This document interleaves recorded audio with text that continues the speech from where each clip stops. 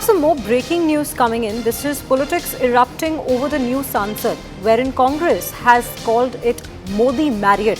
This is a big piece of information wherein Jairam Ramesh has posted on social media platform X, and what he has said, I will just read it out.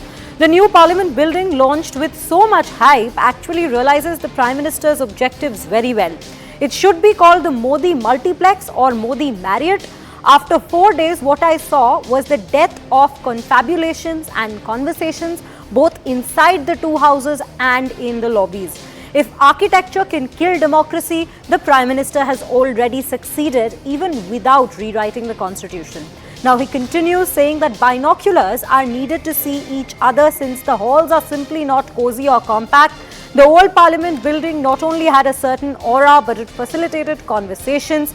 It was easy to walk between the houses, the central hall and the corridors. This new one weakens the bonding needed to make the running of the parliament a success. Now, there is more that Jairam Ramesh has said in his post, but right now we have Pallavi joining us on this broadcast. Pallavi, a very good morning to you.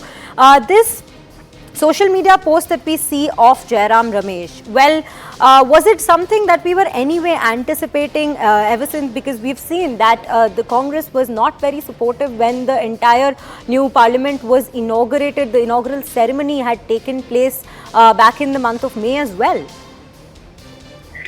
Yes, that's right. In fact, the immediate context for this tweet also, I guess, is the controversy we saw yesterday over the Danish Ali issue vis-a-vis Ramesh Biduri.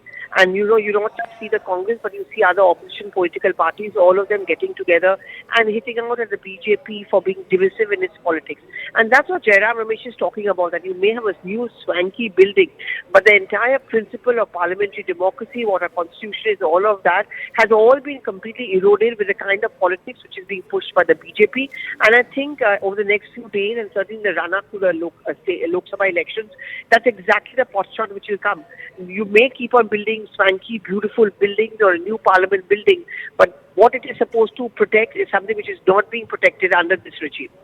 Right, Pallavi. Pallavi, there is a lot of details with which Jairam Ramesh has actually mentioned in his post, with which he's said that how exactly this new parliament doesn't, make their job easier. There's a lot of details he gets into in this post. How are we looking at that? So there are lots of things which completely change in the new parliament building, which was a given in the old one. First of all, the central hall. The central hall is something where the journalists used to have easy access to, and which you would get to meet leaders of all opposition political parties. That, in a sense, has been done away with. There's a smaller hall which is there in a new parliament building, and many opposition parties are also against it on the ground that this is a place where we could exchange ideas. There was no acrimony. You've done away with that. The second thing is a large number of Lok Sabha and Rajya Sabha, the seats. Clearly, there's an eye on the delimitation process, which will bring in more seats.